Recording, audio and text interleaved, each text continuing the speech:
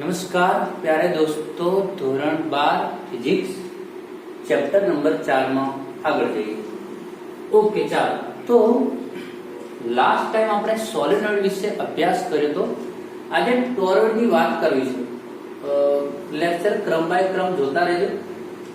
આ લેક્ચર ને જો એની પહેલા આગળના લેક્ચરો જોઈને બેસશું તો વધારે મજા આવશે, કારણ કે એમ્પિયરના સર્કિટના નિયમ આધારિત આ બધી થિયરી છે। ओके, चलो तो लास्ट थियरी में मैं તમને કહ્યું તો સોલેનોઇડ નો અભ્યાસ કર્યો હતો। આજે છે આપણો ટોરોઇડ છે। ટોરોઇડ છે શું પહેલા એ સમજી લઈએ, ત્યારબાદ આપણે ટોરોઇડ માટે અભ્યાસ શું કરવાનો છે, ટોરોઇડ ની અંદર ઉદ્ભવતું ચુંબકીય ક્ષેત્ર મેળવવું છે। તો આપણે ટાઇટલ આપીશું ટોરોઇડ।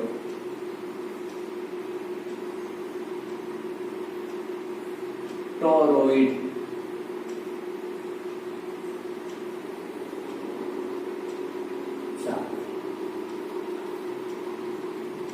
तो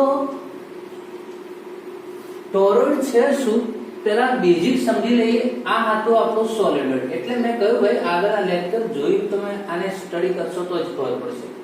આ સોલેનોઇડ હતું। સોલેનોઇડના બે છેડા ભેગા કરીને વર્તુળાકારમાં વાળી દેવામાં આવે तो बनती जे रचना है ए टोरॉइड है। वैज्ञानिको छे एमने पहला चुंबकीय क्षेत्रनी खबर पड़ी, याद करो ऑर्स्टेड तो ऑर्स्टेड ने चुंबकीय क्षेत्रनी खबर पड़ी कि विद्युत प्रवाहनी आजूबाजू चुंबकीय क्षेत्र उत्पन्न थाय छे। घणा बधा वैज्ञानिकोए अभ्यास कर्यो पण बीजा बधाने कोई बात नहीं आवती, पण बे वैज्ञानिको बायो અને સાવરે તરત એનું સૂત્ર મેળવ્યું, એનો નિયમ આપ્યો। ત્યારબાદ તારના કારણે ઉદ્ભવતું ચુંબકીય ક્ષેત્ર, પછી તાર, પછી સોલેનોઇડ ને હવે વૈજ્ઞાનિકોને જો કોઈ સોલેનોઇડ ભેગો કરીએ તો શું થાય, તો આ સોલેનોઇડ હતો એને ભેગો કરી દેવામાં આવે તો શું થાય, તો એના માટે તો આ ટાઈપનું થવાનું હોય। આ રીતે સોલેનોઇડ હું ભેગો કરી દઉં તો આ રીતે બનવાનું। હા, થોડા કાચા આંટા લાગતા હશે।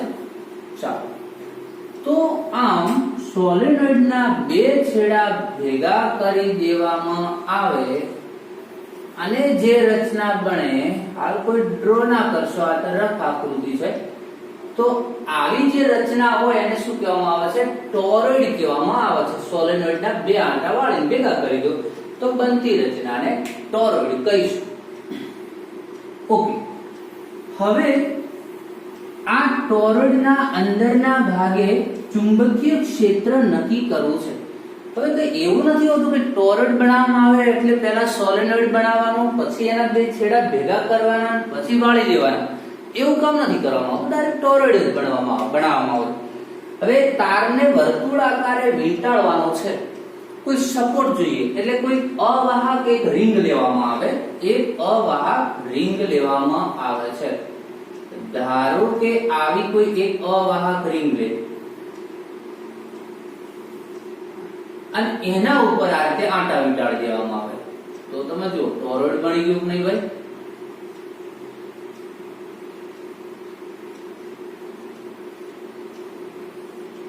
આ થઈ ગયું ટોરોઇડ, એક બાજુ પ્રવાહ જાય અહીંયાથી દાખલ થઈને બહાર આવે, આ થયું આપણું ટોરોઇડ। તો આ રિંગ ઉપર આપણે રિંગનું મીનિંગ સપોર્ટ આપવા માટે છે।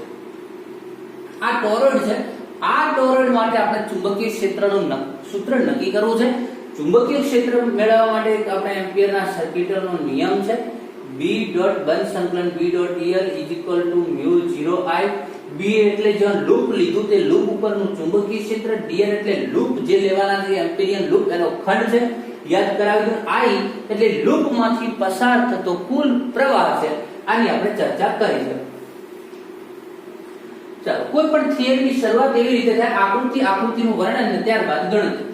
ચાલો તો જો આકૃતિમાં દર્શાવ્યા પ્રમાણે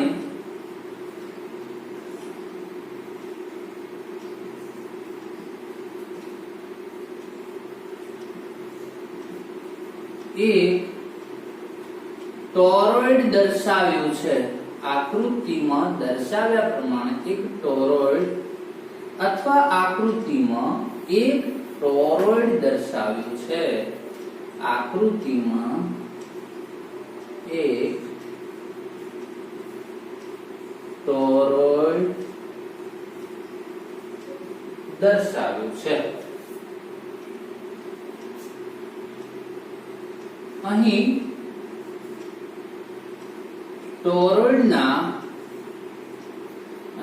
ટોરોઇડમાં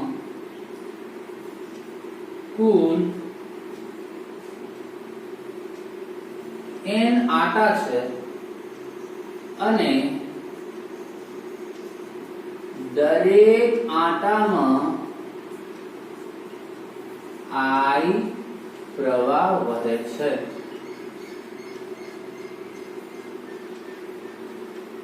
દરેક આટામાં I જેટલો પ્રવાહ વહે છે. ચાલો બસ હવે એમ્પિયર નો નિયમ લઈ લઈએ. આનો આપણે લૂપ લેવું પડે. લૂપ ના નિયમો મેં તમને કહ્યા હતા, નિયમિત આકારનું હોવું જોઈએ, ચોરસ, લંબચોરસ, વર્તુળાકાર આ ટાઈપનું હોવું જોઈએ. જ્યાં ચુંબકીય ક્ષેત્ર હોય એ ચુંબકીય ક્ષેત્રની દિશામાં હોવું જોઈએ. ઓકે, ચાલો તો એક બીજી વાત કરીએ. ભાઈ સોલેનોઇડ હતું ને, મેં સોલેનોઇડ વિશે સમજાવ્યું કે એકબીજાનું ચુંબકીય ક્ષેત્ર બહાર જે નીકળતું હોય ને એકબીજાની અસર નાબૂદ કરી દેતું હોય, તો અંતે ચુંબકીય ક્ષેત્ર બધું ક્યાં હતું? સોલેનોઇડના અંદરના ભાગે. હવે આજ આપણે અહીંયા વર્તુળાકારમાં વાળી દઈશું આ સોલેનોઇડને, તો આપણું જે ચુંબકીય ક્ષેત્ર હતું એ પણ કઈ રીતે હોવાનું? આ રીતે રિંગની અંદર આવી રીતે ચુંબકીય ક્ષેત્ર હોવાનું. તો ચુંબકીય ક્ષેત્રની દિશામાં આપણે એમ્પિરિયન લૂપ લઈશું. એક બીજી વાત કે સોલેનોઇડના બહારના ભાગે ઉપર કે નીચે કોઈ જગ્યાએ ચુંબકીય ક્ષેત્ર નતું. આ P બિંદુ, આ Q બિંદુ આગળ. તો ટોરોઇડમાં પણ ધારો કે અહીંયા ચુંબકીય ક્ષેત્ર નહીં હોય, અહીંયા નહીં હોય, અંદર કે બહાર કોઈ જગ્યાએ ચુંબકીય ક્ષેત્ર નહીં હોય. ઓકે, ચાલો થોડી એની પણ આપણે નોંધ કરી લઈએ. ભાઈ ધારો કે આ બિંદુને અહીંયા કહી દઉં હું P, આ બિંદુને હું કહી દઉં Q.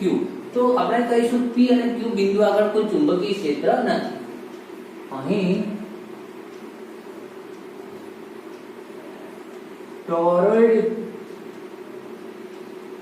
ટોરોઇડમાં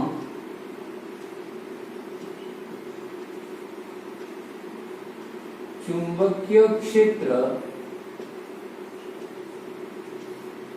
પરિઘની દિશામાં અંદરના ભાગે ચુંબકીય ક્ષેત્ર કઈ રીતે હશે? આવી રીતે હશે.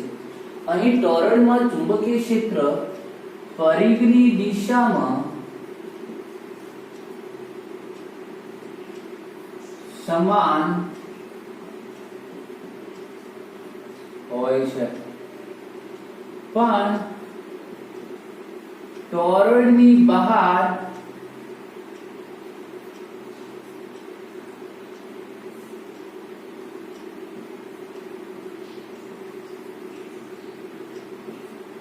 P અને Q બિંદુ આગળ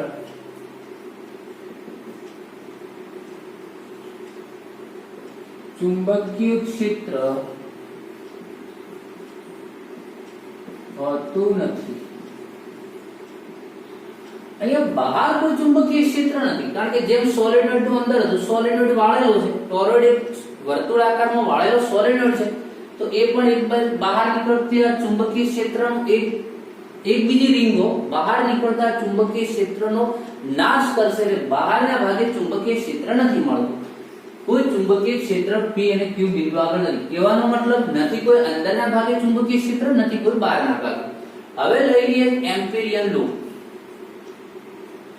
આ લીધું એમ્પિરિયન લૂપ એવું લેવાનું કે જે આપણે કહ્યું હતું નિયમિત હોય અને એનામાંથી પાછો પ્રવાહ પસાર થાય ચુંબકીય ક્ષેત્રની દિશામાં.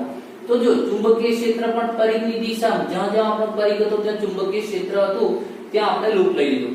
અને લૂપમાંથી બધા આટા પણ આમ લૂપમાંથી જ પસાર થાય છે. એટલે આપણે અહીંયા r ત્રિજ્યાનું, ધારો કે r ત્રિજ્યાનું લૂપ લઈ લીધું.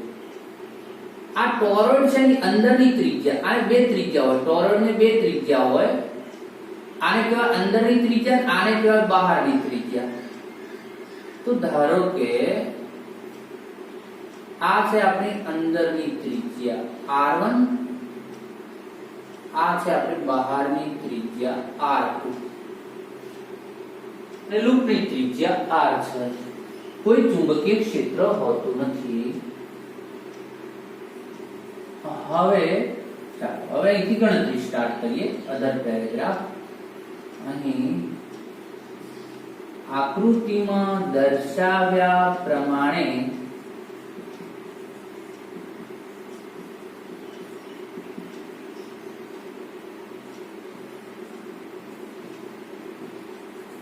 R ત્રિજ્યાનું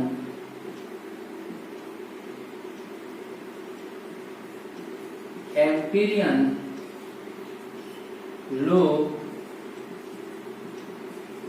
લેવામાં આવ્યું છે. એમ્પિયરના નિયમ મુજબ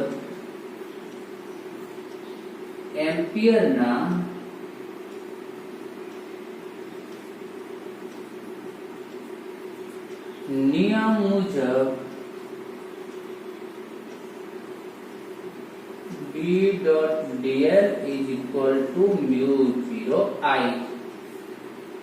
B dot dl માં B અને dl વચ્ચે જે ખૂણો બનતો હોય તો અહીંયા B અને dl આ એમ્પિરિયન લૂપ છે તેનો dl થયો, તો B પણ ત્યાં લૂપ પણ ત્યાં એટલે B અને dl વચ્ચેનો ખૂણો શૂન્ય થશે. આગળ આપણે ઘણીવાર આવી વાત થઈ ગઈ. તો શું આવશે? B dot dl તો કે B dl થઈ જશે કારણ કે ખૂણો એમની વચ્ચેનો 0. આમ તો શું બને? B dot dl એટલે B dl cos θ. θ બરાબર 0 અને cos 0 1 એટલે અહીંયા આપણે B dl લખી શકીએ. θ = 0. ચલો એવું પણ આપણે ઉલ્લેખ કરી દઈએ. હવે ધ્યાનથી સાંભળજો મિત્રો, અહીંયા I બનાવવામાં ભૂલ ના થઈ જાય થોડી. અહીંયા એક આંટામાં I જેટલો પ્રવાહ વહે છે, પણ લૂપમાંથી કેટલા આંટા પસાર થાય? જો આ લૂપ હોય, આ એમ્પિરિયન લૂપમાંથી જો એક તાર પસાર થતો હોય તો I જેટલો પ્રવાહ, બે તાર પસાર થતા હોય I તો કેટલો થશે પ્રવાહ? 2I. ત્રણ તાર પસાર થતા હોય તો કેટલો થશે? 3I. અહીંયા લૂપમાંથી કેટલા આંટા પસાર થાય છે? એક આ આંટો, બીજો આંટો, ત્રીજો આંટો, આમ લૂપમાંથી જ પસાર થાય છે. તો લૂપમાં જેટલા તાર દાખલ થતા હોય એ બધો કુલ પ્રવાહ ગણવો પડે. તો લૂપમાં કુલ કેટલા તાર દાખલ થઈ રહ્યા છે? તો n તાર. એક આંટામાં કેટલો પ્રવાહ છે? I. તો કુલ કેટલો પ્રવાહ થશે? ni. તો આને આપણે I ડેશ કહી દઈશું. કઈ આનું નામ I ડેશ કહેવાય કારણ કે I ડેશ ની કિંમત ni. I ની કિંમત ni એવું તો ના લખાય, એટલા માટે મેં I ડેશ કર્યું. પહેલેથી તમે કન્ફ્યુઝ ન થાઓ એટલા માટે મેં I રાખેલો. અહીં લૂપમાંથી કુલ n આંટા પસાર થાય છે. તેથી લૂપમાંથી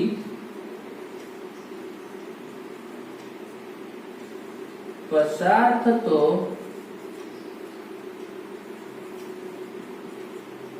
કુલ પ્રવાહ I dash is equal to ni. B ને બહાર કાઢો, dl